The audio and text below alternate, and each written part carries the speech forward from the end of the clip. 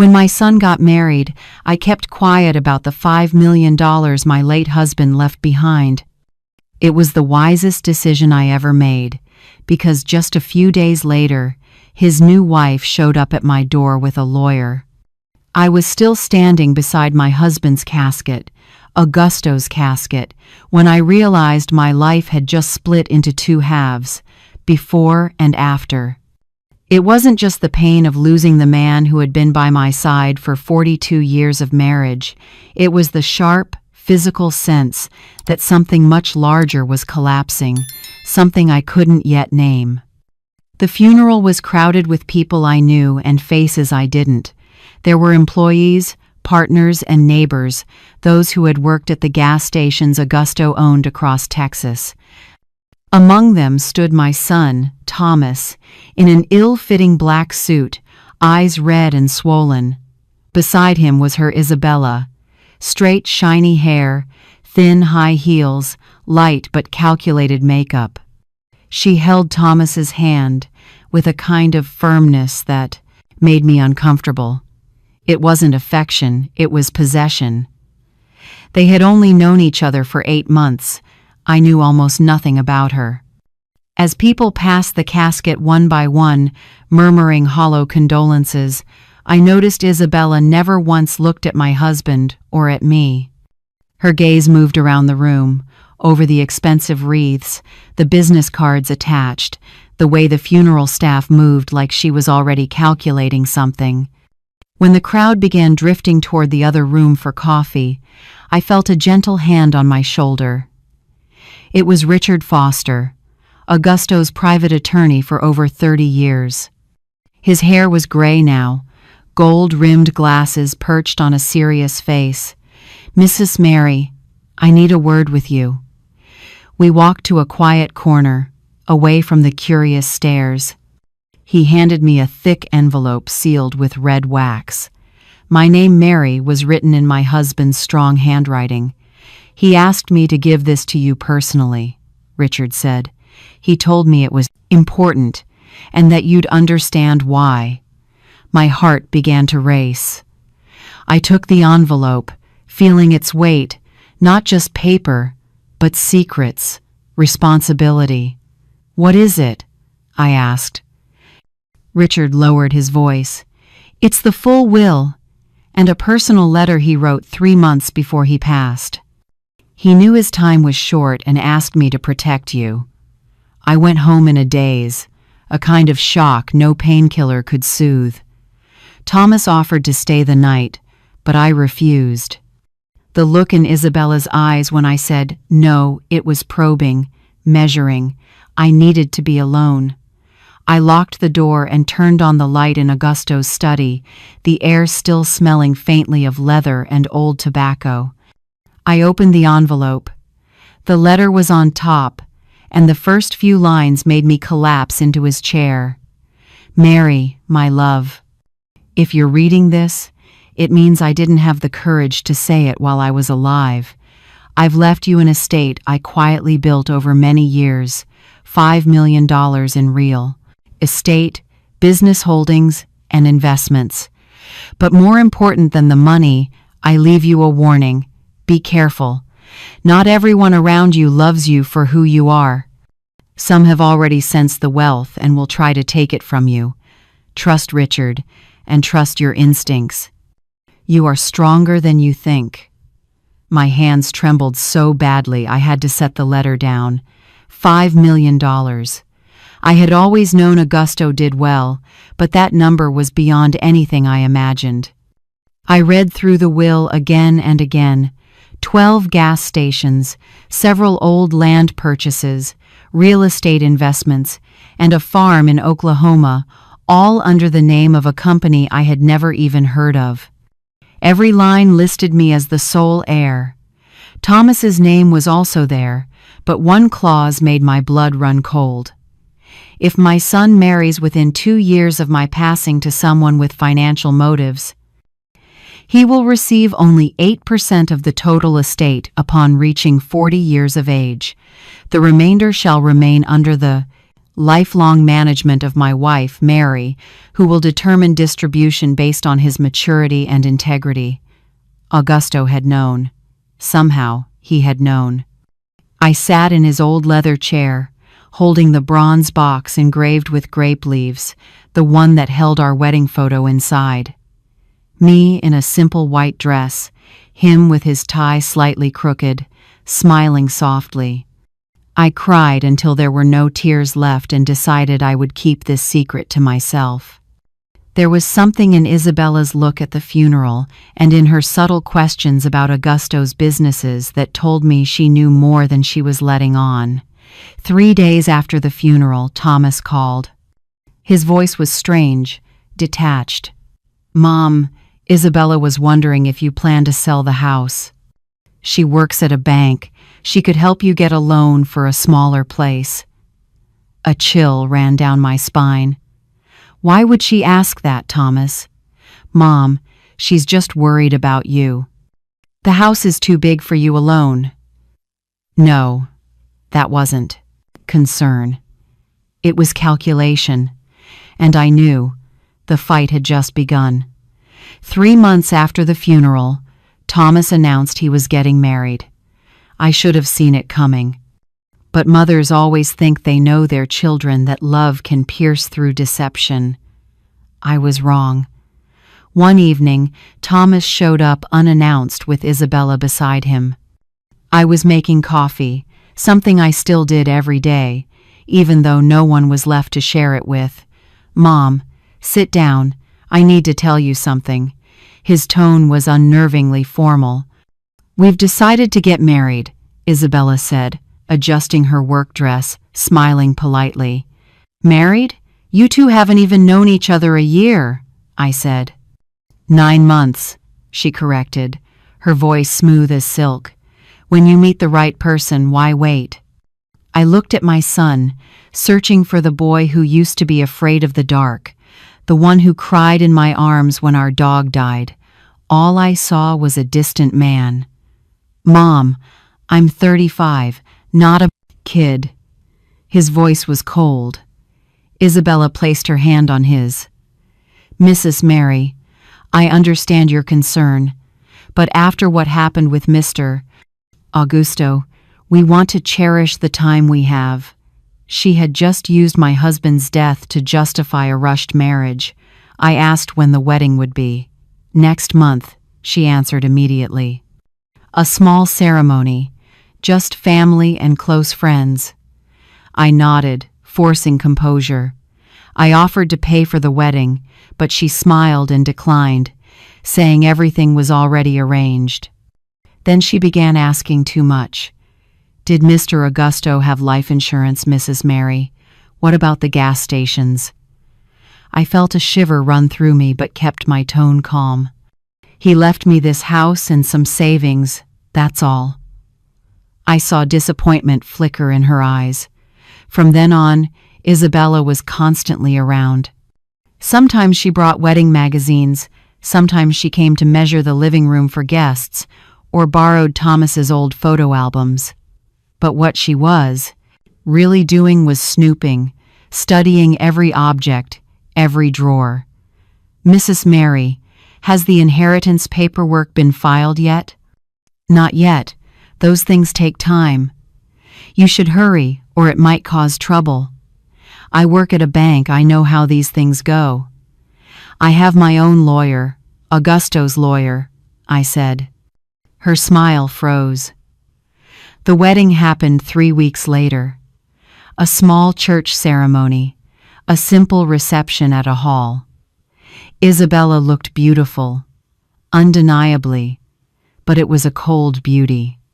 When I asked about her family, she said her mother lived far away and couldn't come. But then her mother, Susan, appeared midway through the reception, holding a glass of champagne, smiling sharply. "So you're Isabella's mother-in-law? Nice to meet you. My daughters told me so much about you," she said, her tone oddly pointed. "Losing your husband so suddenly must have been hard.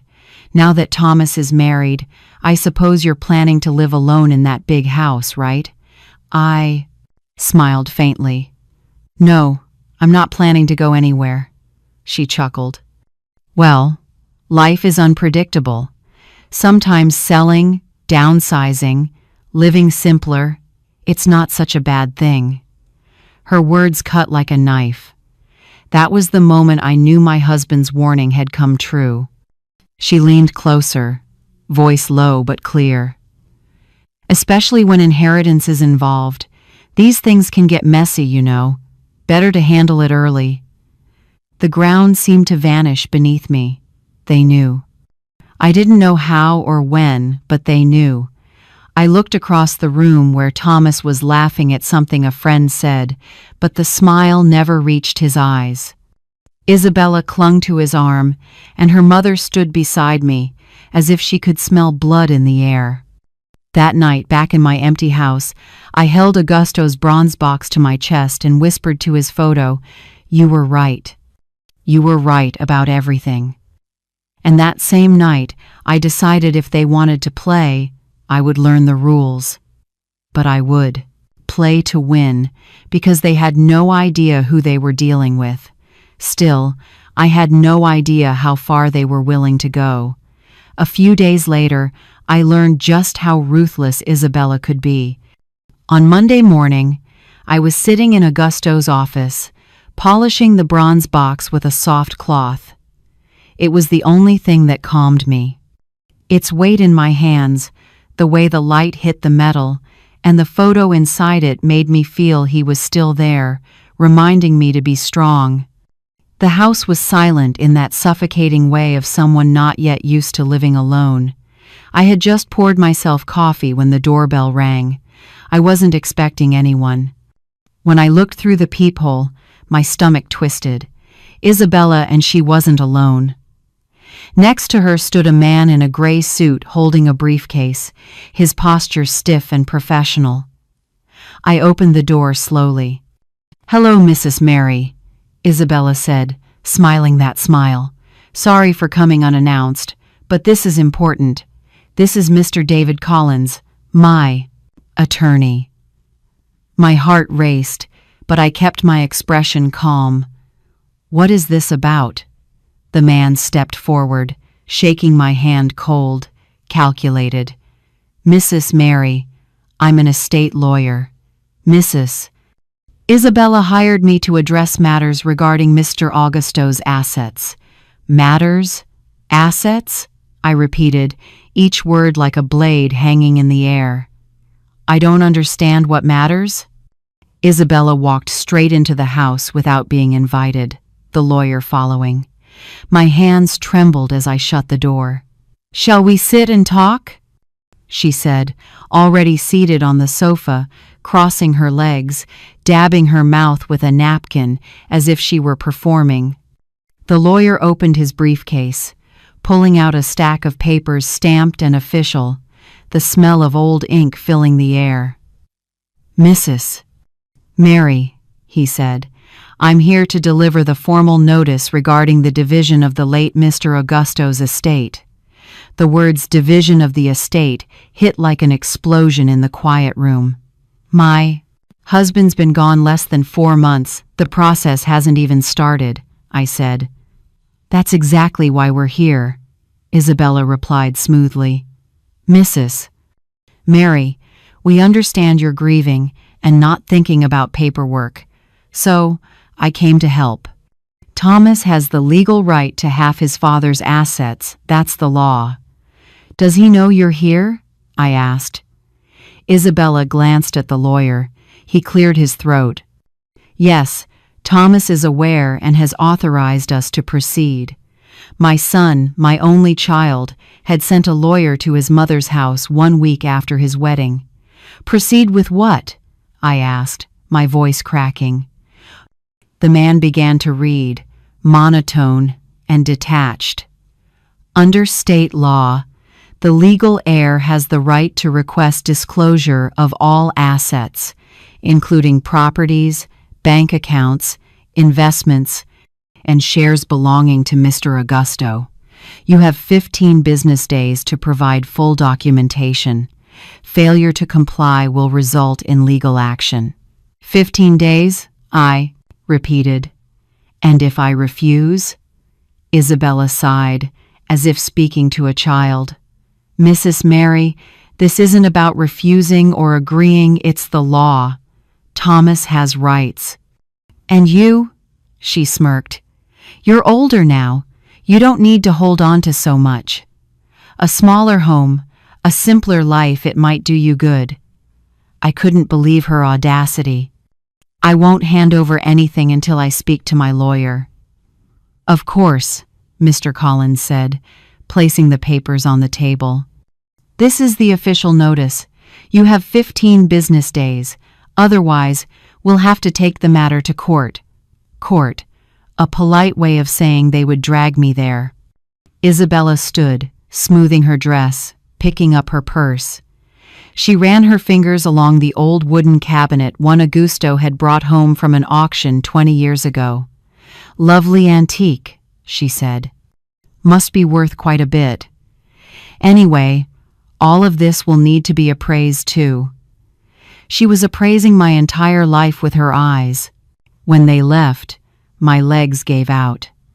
I collapsed onto the floor, the papers falling across my lap. How did she know? How did she know about Augusto's assets? He had been so private, even longtime employees didn't know everything. I hadn't known until after he died, but Isabella knew, and not just knew, she knew the exact amount. She had hired a lawyer, planned everything, prepared her move. My hands were shaking as I grabbed the phone and called Thomas. It took 5 calls before he finally answered. Thomas, did you send a lawyer to your mother's house? A long pause. Mom, it was Isabella. She said we should handle the inheritance sooner rather than later. Handle it? You sent a stranger to your mother's house demanding your father's documents? No one's demanding anything, Mom. It's just to make things faster. Isabella knows the law. She works in this field. She knows the law, but she doesn't know decency. She's been married to you for less than a week, and she's already after your father's money. It's not hers. It's mine. Thomas's voice rose. I had never heard him yell at me before. It's my right, Mom. You can't hide my father's assets forever. Hide? My throat tightened. Your father just died, Thomas. I just buried the man I loved. Can't you wait 4 months? Isabella said, a lot of widows transfer assets to avoid sharing inheritance, Mom. Isabella said. Isabella said. Isabella said. So you believe her someone you've known less than a year more than you believe your own mother? Silence. Mom, I just want what belongs to me. Then he hung up. I sat frozen on the floor as sunlight moved slowly across the room. Hours passed, and I didn't move. Finally, I stood and walked to Augusto's study, pulled out the letter he had left, and read it again word by word. One line burned off the page. Not everyone around you loves you for real. Some will. Sense the money and try to take it. He knew. God, he knew. But if Augusto had known and still tried to protect me, he must have left a way for me to protect myself. I called Richard immediately. I need to see you. Urgently. They've started. Sitting there in Augusto's office, I realized Isabella hadn't married for love. She had slithered into my family like a snake into a henhouse, and I had to find out how she learned about the money before it was too late. I tore through every drawer in Augusto's office.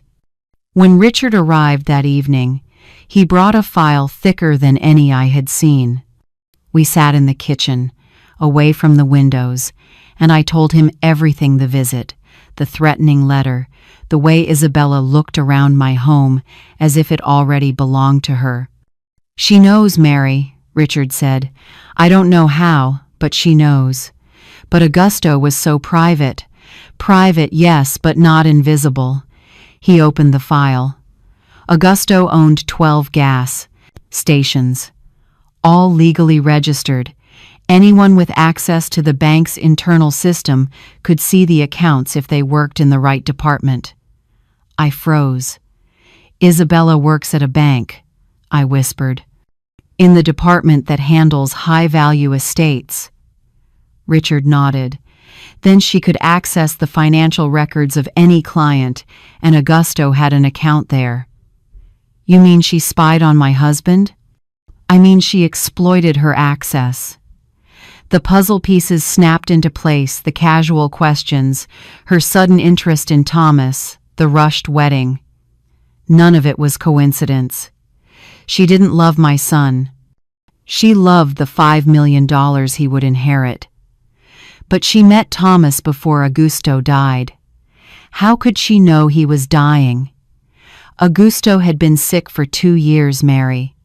He was under insurance treatment. Bank employees can access that information. My head spun. Isabella had hunted my son like prey. She had smelled the inheritance, and Thomas, with his grief-softened heart, was the perfect target. I need proof, I said. I have to show Thomas who she really is. Richard shook his head. That won't be easy. He's in love. Men in love are blind. But do what Augusto told you, protect what's yours, and wait for her to slip up. The greedy always trip over their own greed. The following days, I became a detective in my own home. I went through drawers, cabinets, every corner, and in one old locked drawer, I found a stack of phone bills. Dozens of calls from my home landline to the bank where Isabella worked. The dates went back 8 months right after they met, even earlier than their so-called official first meeting. I sat in Augusto's chair, hands trembling over the papers, and the truth hit me like ice water. Isabella had called my house, pretending to be a surveyor or debt collector, just to dig for information. I picked up the phone and called Thomas. No answer. I called again. The 4th time, he picked up, irritated. Mom, I'm at work. Thomas, I need to see you. Alone, it's urgent. I can't, Mom. It's about Isabella. Silence. I could hear her voice faintly in the background. Mom, please, don't start this again. Thomas, please, just this once meet me, but alone, without her. She's my wife, Mom. I don't keep secrets from her. Exactly what she'd taught him to say. He hung up. I stared at the phone in my hand, a hollow numbness spreading through me, like my chest had become a dark, endless void. I had lost my husband and now I was losing my son, but I couldn't give up. I grabbed my coat and drove to the bank where Isabella worked. I walked in like any customer, took a number, and sat down. When it was my turn, I asked to speak with a manager, anyone but her. A young man with a blue tie came out, smiling politely. How can I help you, ma'am? I wanted to ask about investment options for widows. I lied. I just needed a reason to be there. He led me to a small room, poured coffee, and began explaining funds and portfolios. I nodded, pretending to listen, while my eyes drifted upstairs to the executive floor. And there she was, Isabella, walking into an office, holding a folder, her confident stride saying she owned the place. That woman, is she a manager? I asked. Oh, Isabella? Yes, she's in charge of large asset and estate clients. Why do you ask? Just curious. She seems young for that position. He smiled. Young but sharp. She has a talent for identifying high-asset clients. People say she has a special instinct for sniffing out wealth.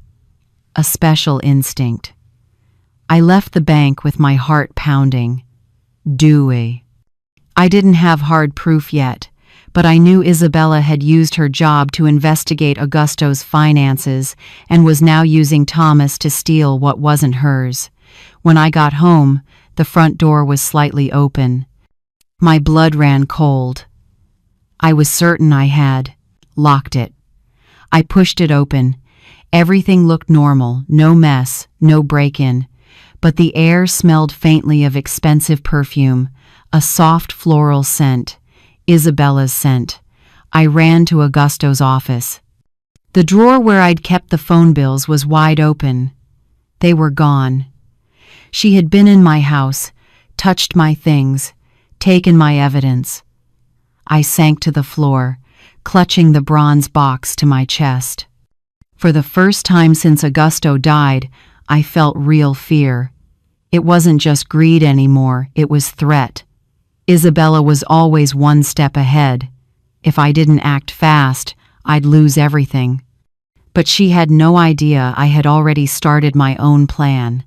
And soon, she would learn that underestimating a widow was the biggest mistake of her life. I thought things couldn't get worse. I was wrong.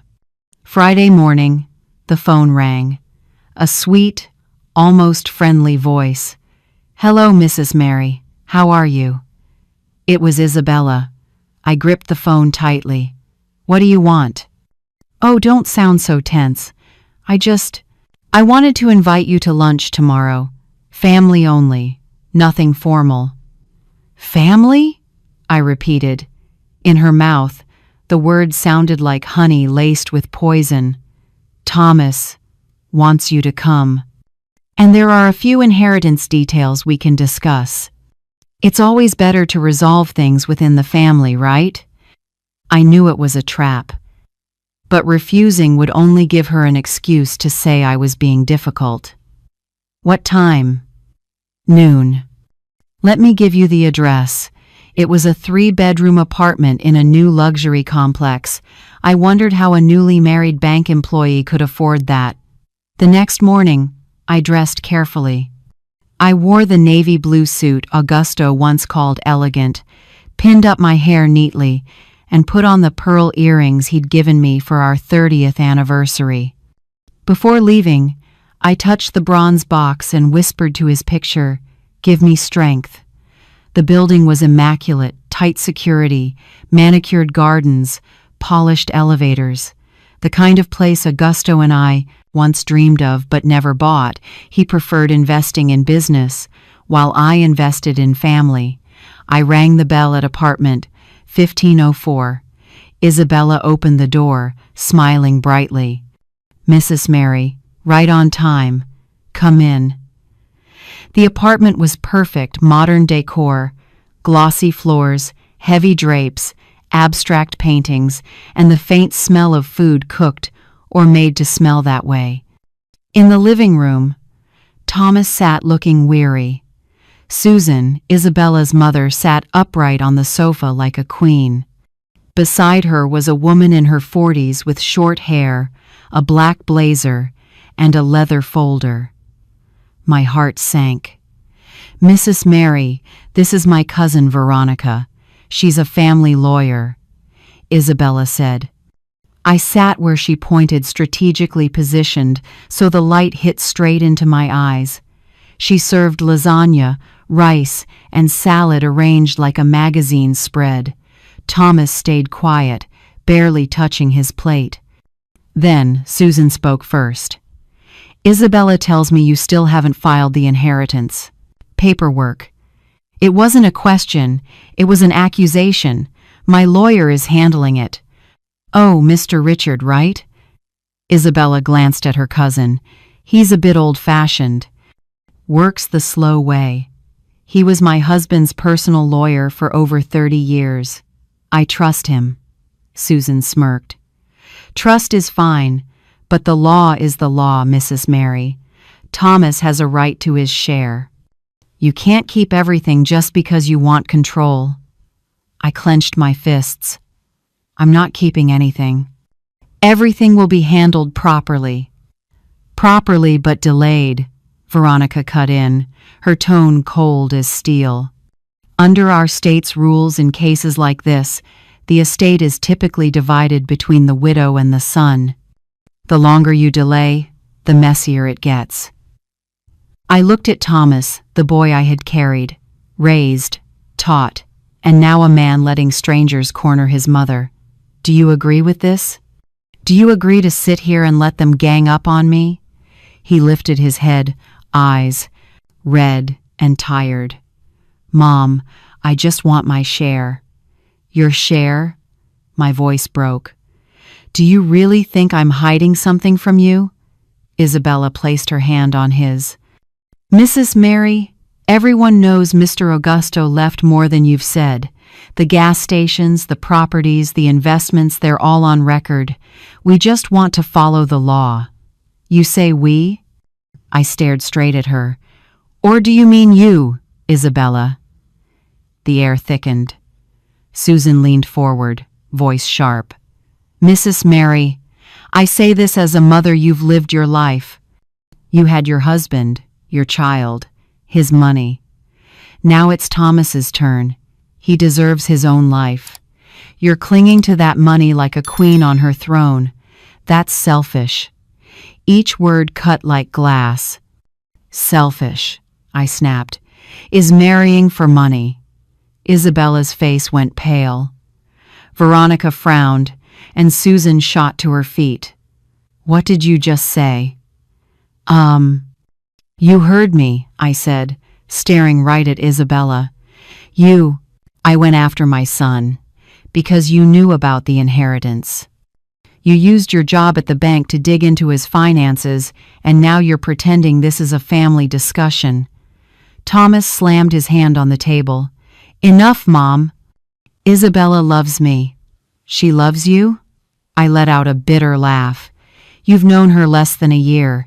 You married right after your father's death. And now you're sitting here with lawyers demanding money she has no right to." "It's mine," Thomas shouted. "It's my right, and you can't keep it forever." Something inside me cracked. I looked at my son, the child I once rocked to sleep, wiped tears for, devoted my life to, and all I saw was a stranger. Isabella stood, fixing her hair, regaining composure. "Mrs. Mary, you should leave. This lunch was a mistake. I thought we could speak civilly, but you've chosen another path." "What path?" "Court." Veronica opened her folder and pulled out documents. "If you don't, to provide all the required files by the end of the week, we'll sue you for concealing assets. And when that happens, the court can seize everything, including this house." The house, the place where I had lived with Augusto, where every corner still held memories. I stood up, my legs trembling but my back straight. "You'll all regret this." Isabella smiled coldly. "No, Mrs. Mary. You'll be the one to regret being so stubborn." I left the apartment with my head held high, but as the elevator doors closed, I collapsed and cried uncontrollably. I cried for Thomas's betrayal, for the humiliation, for the crushing feeling of being completely alone. When I got home, I locked the door, sat in Augusto's study, and held the bronze box tightly to my chest. "I can't take this anymore, my love." But in that moment, at the lowest point of despair, something in me changed. My tears dried, replaced by anger, not the kind that destroys, but the kind that burns with clarity. They thought they had broken me, but all they did was wake me up. That night, alone in the silent house, I made a decision. No more crying, no more enduring. If they wanted a war, I would teach them a lesson they would never forget. I wouldn't shout or act recklessly. I would do what Augusto always did: stay calm, think clearly, and wait for the right moment. I washed my face, took a deep breath, and reopened his letter. I read every word, every period, and felt as though he were right there beside me, saying, "Protect what we built. Not everyone deserves it. Trust Richard and your instincts. You're stronger than you think." I picked up the phone and called my lawyer, Richard. It was almost 10 p.m., but he answered on the second ring. "Mrs. Mary, are you all right?" "Not exactly, but I will be." My voice sounded different, calm, firm. "Come to my house early tomorrow. I have a plan, and I need you to tell me if it's possible." Sunday morning, exactly at 7 a.m. Richard arrived with his usual thermos of coffee and leather briefcase.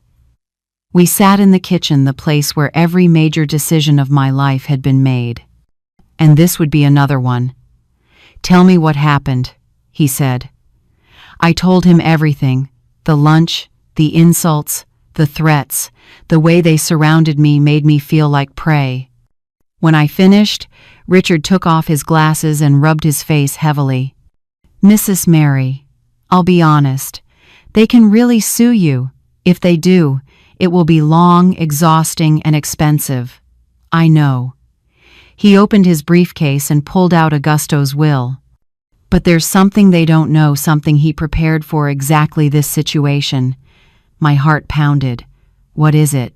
"A protective clause," he said, pointing to Section 5 of the document.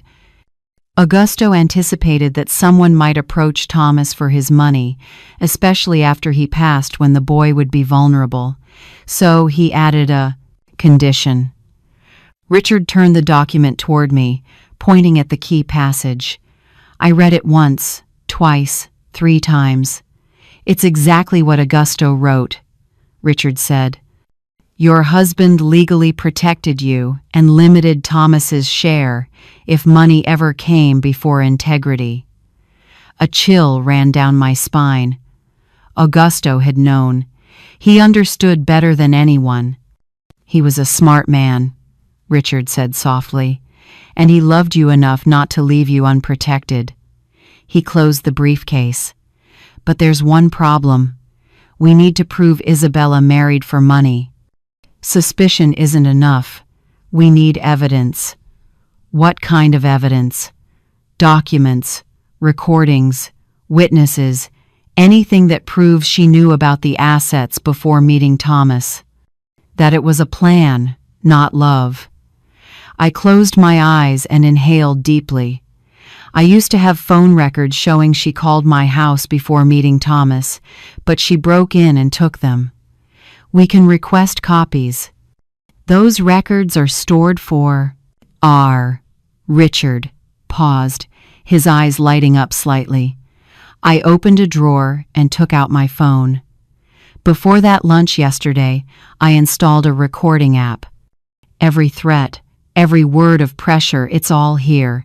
Even her mother saying I've lived long enough and should hand over the money. Richard looked at me with surprise and admiration. "You're smarter than I thought." "I learned from the best. We spent the entire day planning." He explained the clause in detail, guided me on what to do next, and, most importantly, taught me to wait. "Greedy people always rush," he said.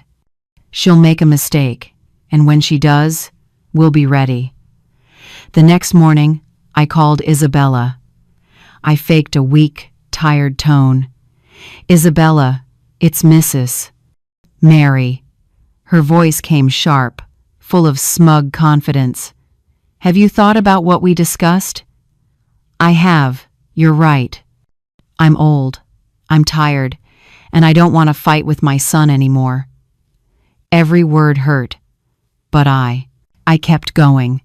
"I'll have Richard prepare the papers, but it'll take about 2 weeks. There's a lot of paperwork. 2 weeks is too long. That's how long I need, unless you want me to die from stress and leave Thomas without both parents." She went silent for a few seconds, calculating. "Fine, 2 weeks, but no delays." "I won't delay." When I hung up, Richard smiled. "You've bought us time. Now let's use it."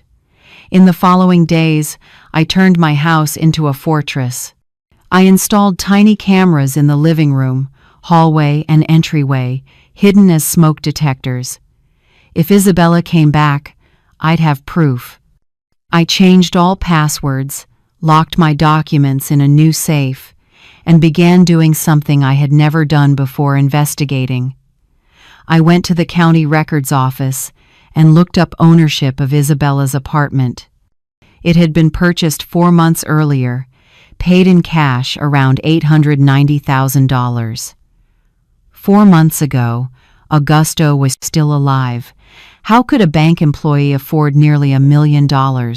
I hired a private investigator, a sharp-eyed woman in her 50s named Martha, with short hair and a no-nonsense tone. I handed her Isabella's photo. I need to know everything, past debts, old relationships, everything. Martha studied the photo and said, "It'll be expensive." "I don't care. And it'll take time. I have 2 weeks."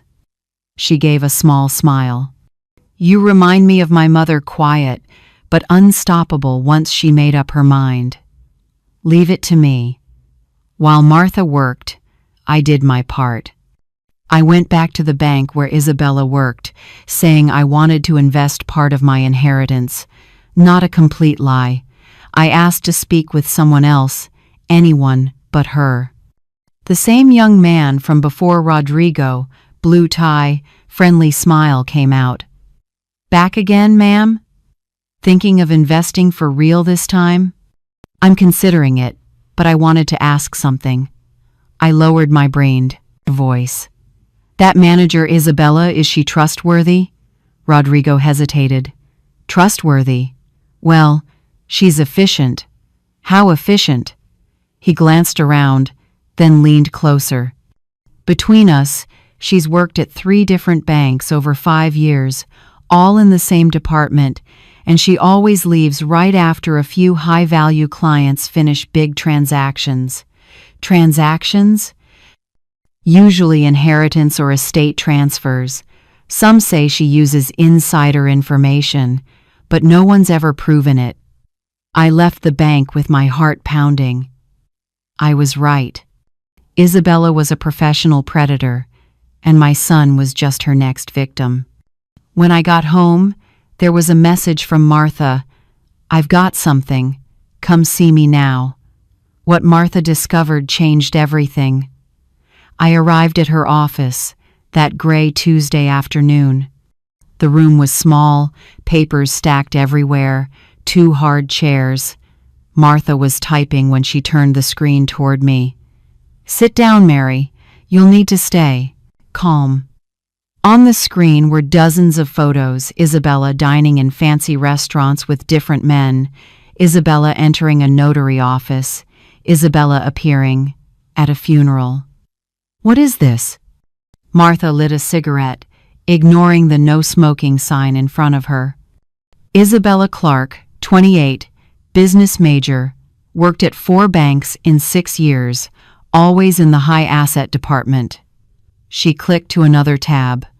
"And in every bank, she got involved with a client or the client's son right before an inheritance." I shuddered. "How many?" 3, before Thomas. The first was a 60-year-old businessman, recently widowed, heir to a supermarket chain. They got engaged. 3 months later, he transferred $1.2 million to her. Then she broke it off, saying she wasn't ready for marriage. Oh my God. The second was the son of a gas station owner. She dated him 6 months, got access to the family's documents. When his father died, she convinced him to sue his siblings. The family fell apart.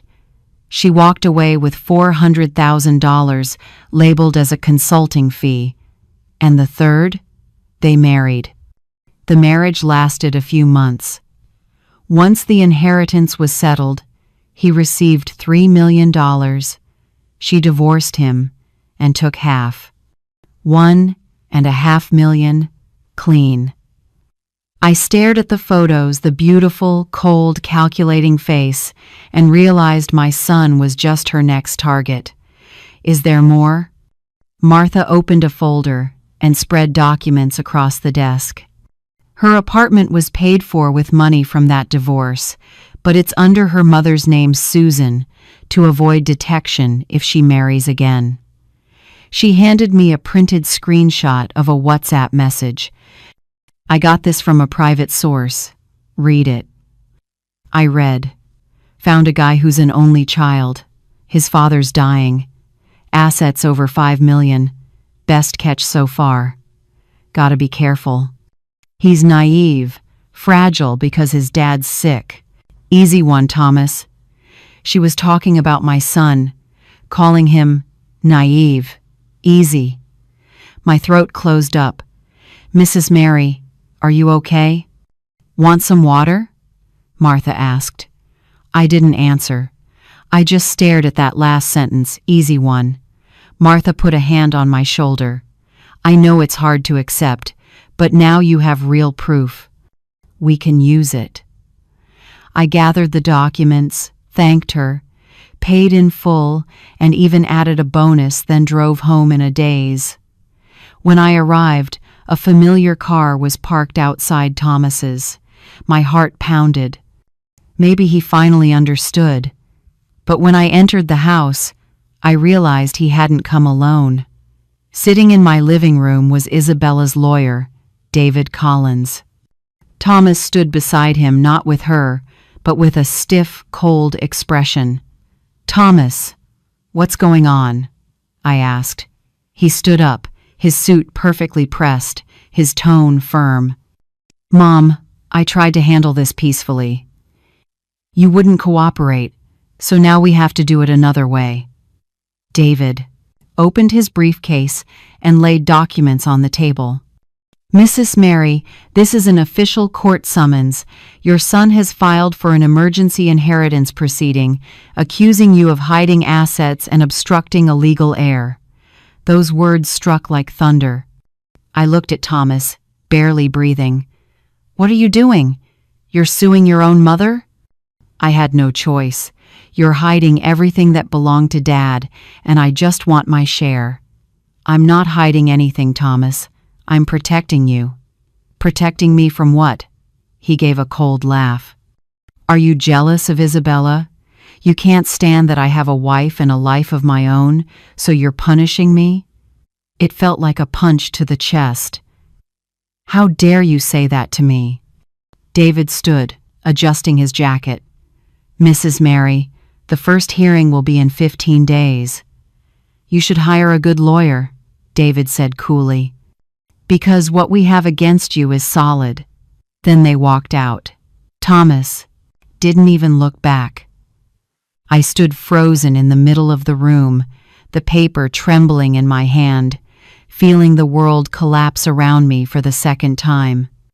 My son, the child I carried and raised, was suing his own mother. But the worst was yet to come. By Thursday, I started noticing the looks. The neighbor who used to greet me every morning suddenly turned away. The baker avoided eye contact. The pharmacist whispered to her coworker. At the supermarket, near the dairy aisle, I overheard two women talking. One of them lived just 2 streets from me. That's Mrs. Mary, right? Yeah. Heard she's hiding money from her son. Poor guy just got married and wants to start a new life, but she won't share a dime. Over $5 million, they say. I don't believe that. It's true. His wife told people everywhere, said Mrs. Mary's moving her money overseas so he gets nothing. My vision blurred. Isabella had spread rumors, destroying my reputation across the neighborhood. I abandoned my cart and rushed to the parking lot, clinging to my car so I wouldn't collapse. Everyone now looked at me like I was greedy, a cruel mother hoarding money from her own child. When I got home, I heard 3 messages in my voicemail box. The first was from a woman I knew from church. Mary, I don't know if the rumors are true, but if they are, you should be ashamed. A child is still your child. The second was from a distant relative. I don't want to interfere, but Thomas is a good boy. You can't treat him that way. The third didn't have a name.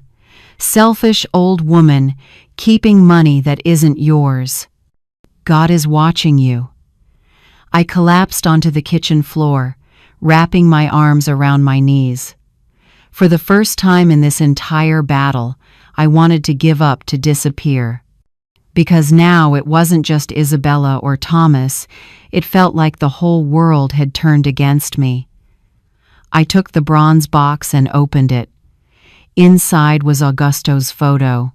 He smiled softly, as if saying, "You're stronger than you think." I closed my eyes, took a deep breath, and for the last time in this war, I allowed myself to cry. I cried for the betrayal, for the loneliness, for the son I'd lost to a lie. When the last tears dried, all that remained in me was anger, pure, sharp, liberating anger. I stood up, washed my face, wiped it dry, and called Richard. "Richard, they've sued me. They're spreading lies everywhere. They want to destroy me." "I know," he replied calmly.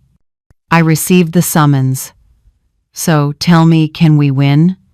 A short silence, then his firm voice. "Mary, we won't just win, we'll crush her." In that moment, my heart broke, but my mind was crystal clear. If Isabella wanted to drag me into hell, I would drag her right along with me. And when the dust settled, only one of us would still be standing. The day of the hearing, I walked in with a briefcase and changed everything. For 2 weeks before that, I'd prepared like a general before a battle. Richard worked day and night, Martha gathered more evidence, and I became someone even I barely recognized: cold, precise, relentless. The night before the trial, I didn't sleep. I sat in Augusto's chair, holding the bronze box, reviewing every part of the plan, every document, every word I would say. At 5 a.m., I showered, put on a charcoal gray suit, black heels, tied my hair neatly, and wore the pearl earrings Augusto had given me. I was no longer a fragile widow that day. I would walk into court as a woman who knew her worth. At 7:30, Richard picked me up. In the car, he reminded me one last time. When the judge asks if you want to settle, you just say, "No, I want to present my evidence. Don't cry, don't lose control, stay steady, I'll handle the rest." We arrived at the courthouse. The hallway smelled of old paper and reheated coffee. I saw Thomas from a distance, sitting beside Isabella. She looked perfect. As always, navy business dress, pointed heels, sleek hair, flawless makeup. Beside her sat David Collins and 2 others, clearly reinforcements. When she saw me, Isabella leaned toward Thomas and whispered something. He glanced at me briefly, then quickly turned away. I couldn't tell if it was guilt or shame. The session began. The judge, Marion Hayes, was around 50, with gray-streaked hair and a steady, serious gaze. "The mediation hearing regarding the estate of Mr. Augusto Bennett is now in session," she said. "Our goal is to reach an agreement. Mrs. Mary, are you willing to negotiate?" I looked at Richard. He gave a small nod. "No, Your Honor." Isabella rolled her eyes. Thomas sighed. "All right, then let's hear both sides." David stood, opening a thick folder. "Your Honor, my client, Thomas Bennett, the deceased's only son, is being denied access to his rightful inheritance. Mrs. Mary refuses to disclose information and shows clear signs of hiding assets. We ask the court to compel her to submit the full inventory, or permission to speak, Your Honor," Richard interrupted, his tone calm but commanding. "Before we proceed with baseless accusations, I'd like to present several documents that clarify this case." "Proceed," the judge said. Richard opened his briefcase and laid out each document on the table like a deck of cards. First, the official will of Mr. Augusto Bennett, notarized 3 months before his death. Mrs. Mary has hidden nothing. As clearly stated, she is the sole person authorized to manage all assets. Thomas frowned. Isabella's face went pale. Second, Richard continued, the protective clause. If my son marries within 2 years of my death to someone with financial motives, he will receive only 8% of the inheritance until he turns 40. The remainder shall remain under the lifetime management of my wife, Mary Bennett. The room went silent. Thomas turned toward Isabella, whose face was rigid, her jaw clenched. Ridiculous, David protested. That clause violates inheritance rights. Completely legal, Richard replied firmly. Properly notarized, the testator has full right to protect his estate. He paused, meeting Isabella's eyes. And that clause only applies if there's proof of financial intent. We have that proof. Isabella's world began to crumble. Richard placed a stack of photos on the table, dozens of them. Isabella, with various men at restaurants, at notary offices, at funerals. In the past 6 years, he said, Isabella Clark has been involved with 4 men, all heirs or soon-to-be heirs of major estates. In every case, she ended the relationship right after gaining access to their assets. Lies, Isabella shouted. Sit down, the judge ordered sharply. Isabella trembled as she obeyed. Richard went on. The first case, Michael Harris, 60 years old. He transferred $1.2 million to her before she dumped him. The second, Daniel Moore. She convinced him to sue his family and walked away with $400,000 labeled as a consulting fee. The third, Jason Miller. She married him, divorced after 8 months, and took $1.5 million. Thomas's face turned white. He looked at Isabella. Isabella, is that true? She said nothing. And there's more, Richard continued, placing printed screenshots on the table. Messages between the defendant and another person. 7 months ago.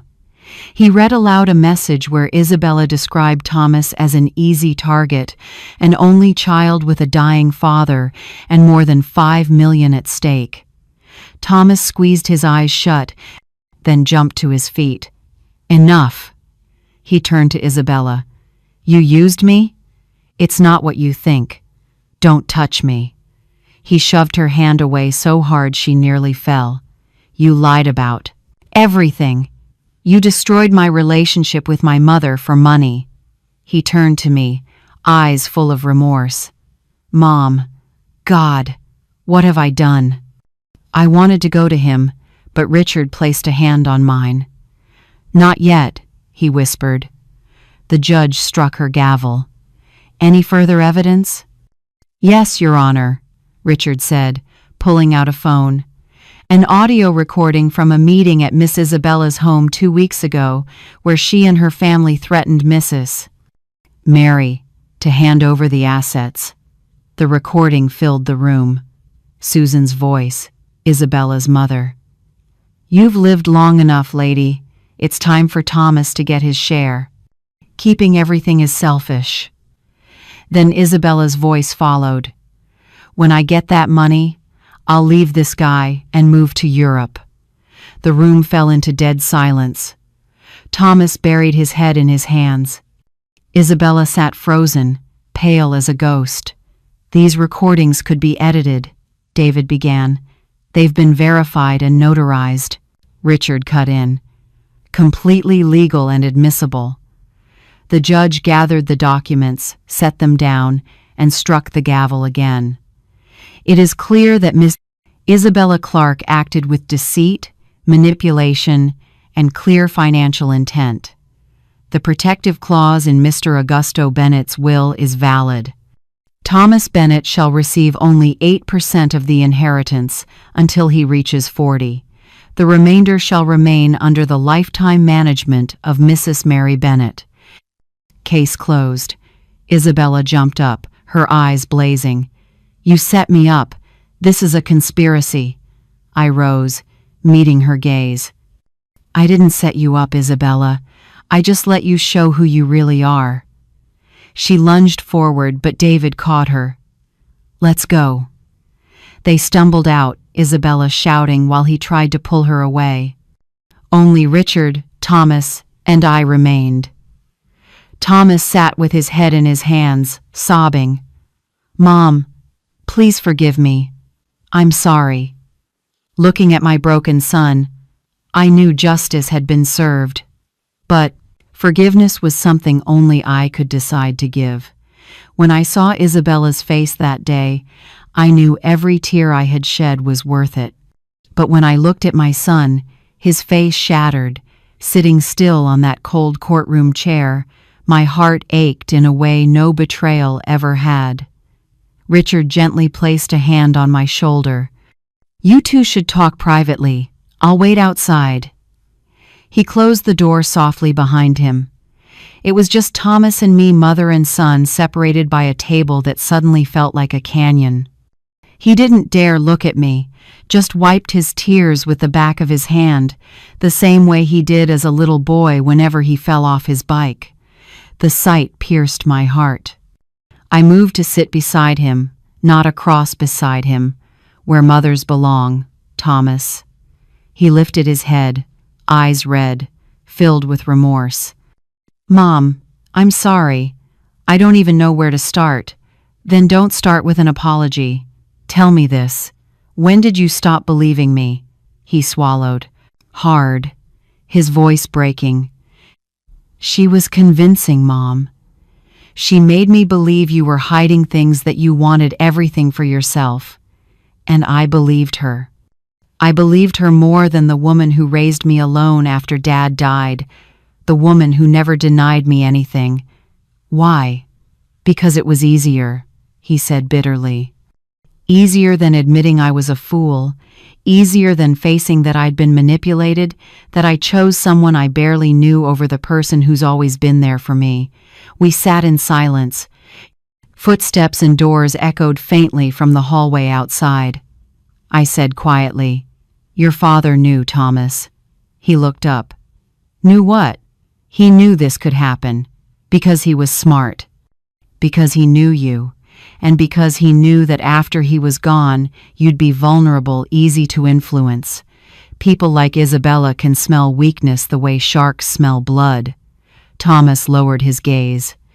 "Dad must be so disappointed." I took his cold hand in mine. "No. He'd be proud that you finally saw the truth before it was too late." He gripped my hand tightly. "I sued you, called you selfish, accused you of stealing. How can you ever forgive me?" I took a deep breath. "Because you're my son. A mother's love isn't logical. It doesn't count. It doesn't measure. It doesn't end." I wiped a tear from his cheek. "But forgiveness doesn't mean forgetting. We'll have to rebuild brick by brick, piece by piece. I'll do whatever it takes. It won't be easy, Thomas. And it won't be quick." He nodded, struggling to hold back tears. "What about Isabella?" "You already know what you have to do. I'm going to divorce her." That's exactly what I was going to say. We left the courthouse together. The sky was bright blue, warm sunlight pouring down as if the world hadn't changed at all. But for us, everything had. Richard leaned against his car, a cigarette in hand even, though he had promised to quit long ago. "You all right?" "I am now," I said, looking at him with deep gratitude. "Thank you, Richard. Augusto once made me promise to protect you and your son. I just kept my word." On the drive home, Thomas held my hand the entire time, as if afraid that letting go would make me disappear. I understood that feeling because during those weeks of fighting, I had lost him once too. When we finally arrived home, the house I had almost lost, I brewed a pot of strong coffee, the kind Augusto always loved. We sat in the kitchen, the place that had witnessed so many of our life's biggest decisions. "What's going to happen to Isabella now?" Thomas asked, stirring his cup. "Legally, nothing. She didn't commit a crime. Everything she did was technically within the law, but she won't escape the consequences. I took a sip of coffee. The evidence Richard submitted will remain on record forever. Anyone who looks up her name will find it. Her bank has likely been notified. Her reputation is gone. And reputation, Thomas, is sometimes worth more than money. The following week, Isabella called me 6 times. I didn't answer. On the 7th, she left a message. Mrs. Mary, you destroyed me.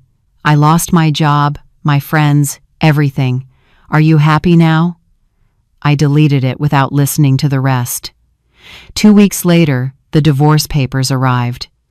Isabella had filed herself no demands for money, no claims to property. She just wanted to vanish from Thomas's life as fast as possible. She gave up, Thomas said, stunned. People like her stay only when there's something to gain. The process was finalized in 45 days, a record. During that time, Thomas started therapy twice a week. He needed to understand how he'd been manipulated so it would never happen again. As for me, I kept living but differently, stronger, clearer, and finally aware of my own worth. A month after the trial, Thomas came to me. Mom, I want to work at Dad's company. I want to learn from the ground up, not to inherit it, but to deserve it. I looked at him and saw the man I'd always believed he could become. All right, but no privileges, no high position. You'll start in administration, salary like everyone else. I agree. And he did. The next week, Thomas arrived at 7 a.m., left at 6, worked hard, made mistakes, learned, and improved. 3 months later, one evening he showed up at my house with a food container. I cooked. Will you eat with me? We ate, talked, and laughed for the first time since Augusto passed away. As we cleared the dishes, I looked at the bronze box on the table and whispered, "We did it, my love." 6 months later, I ran into Isabella at the supermarket. She was unrecognizable, messy hair, worn clothes, no makeup, pushing a cart full of clearance items. Our eyes met. She stopped, took a deep breath, and walked over. Mrs. Mary. Isabella. A heavy silence hung between us. I just wanted to say, you were right, about everything. I stayed silent. All my life, I thought money was the answer. That if I had enough, I'd be happy. I'd matter. But now I've lost everything, and I see I never had anything real, not love, not genuine connections, only calculations. Why are you telling me this? Because you deserve to know you won. Not just in court, but in life. You have a son who loves you, real memories, real love. And me, I only had money in the bank, and now I have no one. She turned, pushed her cart down the aisle, and disappeared among the shelves. I felt no pity, no anger, only emptiness. Because Isabella was no longer part of my story, just a closed chapter. Standing in the middle of the supermarket, shopping list in hand, I realized something I'd never understood before.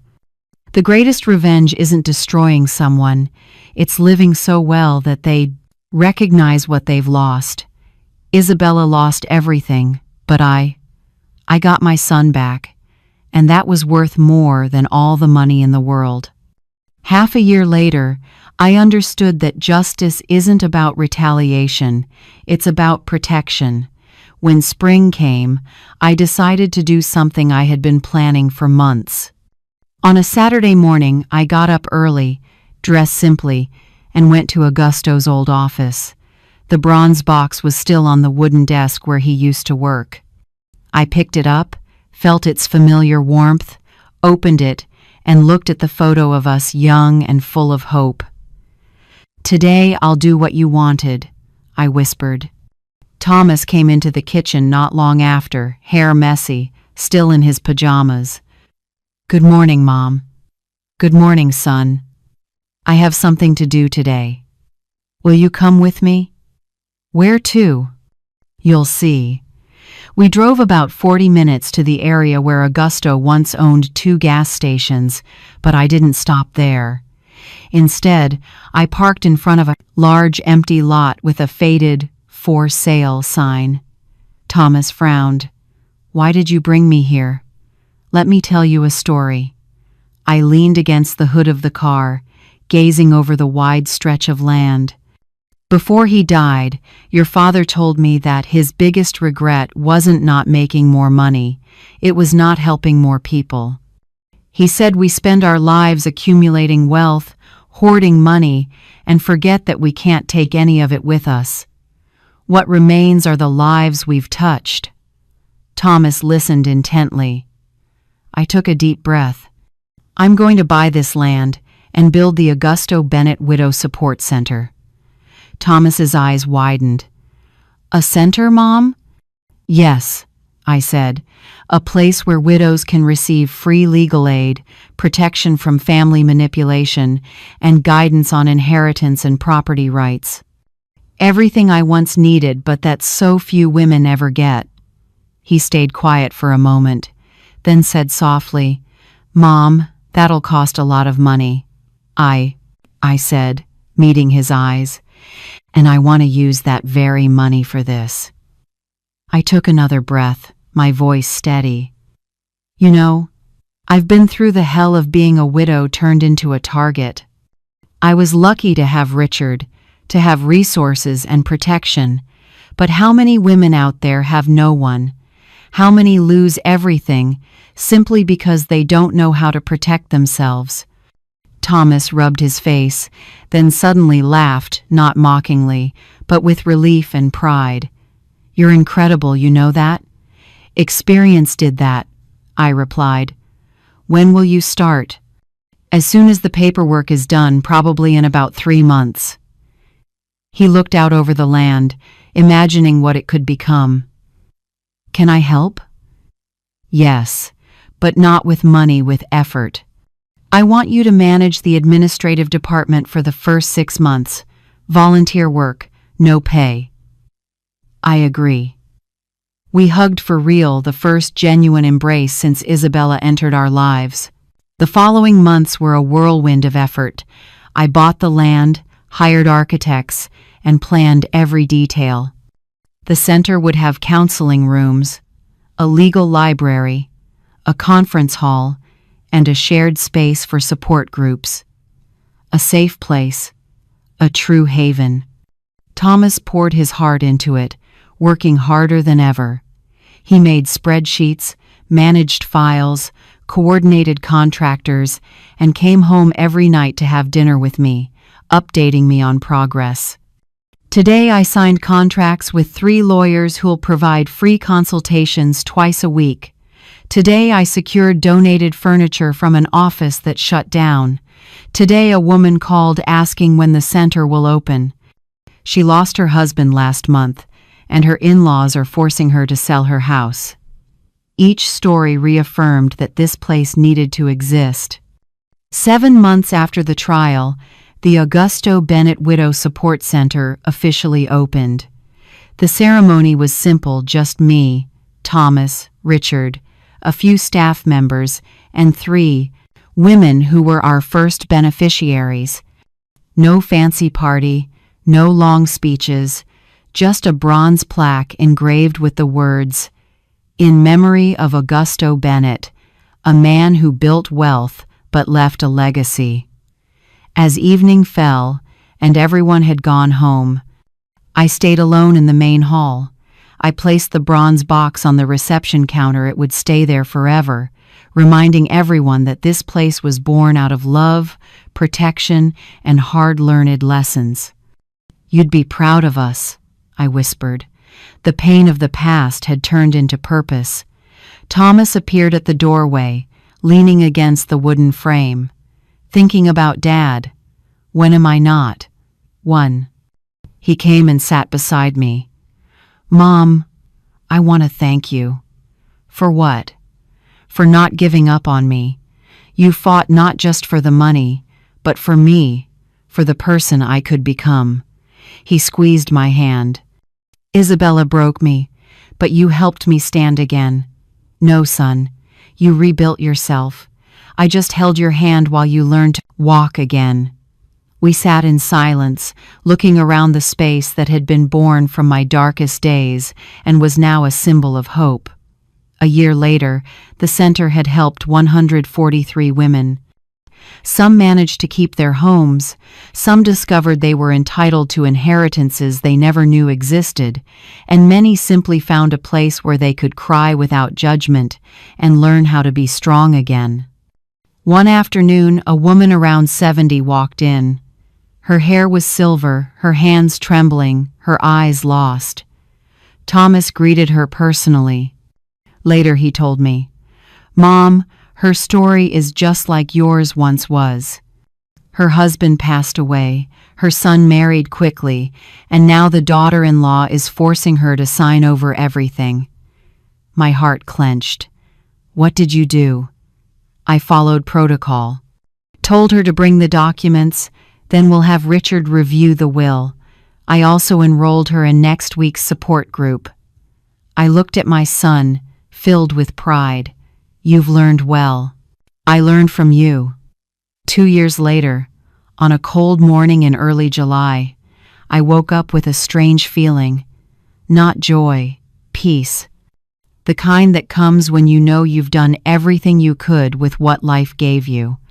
By then, Thomas had moved into his own apartment, bought with his own salary, not inheritance. He still visited me 3 times a week and had lunch with me every Sunday. Our conversations were no longer about money or lawsuits, they were about football, cooking, plans, and dreams. He had started dating a teacher he met at one of the center's workshops. She was simple, loved books, loved dogs, and cared nothing for wealth. That day, Thomas brought her home, looking shy like a teenager. "Mom, this is Amanda." I looked at the young woman with the kind smile and honest eyes, free of calculation.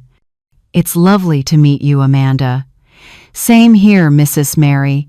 Thomas talks about you so much that I feel like I already know you." During that lunch, as I watched them laugh and share soft glances, I understood that my son had finally learned the most important lesson. The true value of life isn't measured in money. That evening, alone in Augusto's old office, I turned on the desk lamp and opened the bronze box. I didn't cry. I smiled. "You were right, my love. I am stronger than I thought." I gently closed the lid, running my hand over the carved grapevines on the metal surface. "You left me more than money, Augusto. You left me pride, strength, and the faith that I am enough with or without anyone beside me." That night, I slept in complete peace, not as the widow who once fell apart, but as a woman who had rediscovered her worth. If you've listened this far, I just want to ask, how many times in your life have you mistaken love for control? How many times have you given away your peace, your dignity, and your value to someone who didn't deserve it? I almost lost everything, my son, my home, and my sanity, but I learned the most important truth. The greatest wealth in life isn't in a bank account, but in the ability to rise after falling and to protect what's yours without losing yourself. Isabella taught me about greed. Thomas taught me about forgiveness. And Augusto, he taught me that real love protects you, even from afar. If this story touched you, if you've been through something similar, or know someone who needs to hear it, leave a comment and tell me where you're listening from. Share your story, because when we share our pain, the weight becomes lighter. And if you want to keep hearing real stories of resilience, struggle, and women who refuse to be erased, subscribe and turn on notifications. Every week, I'll tell you stories that will make you think, feel, and most importantly, remind you that you are far stronger than you believe.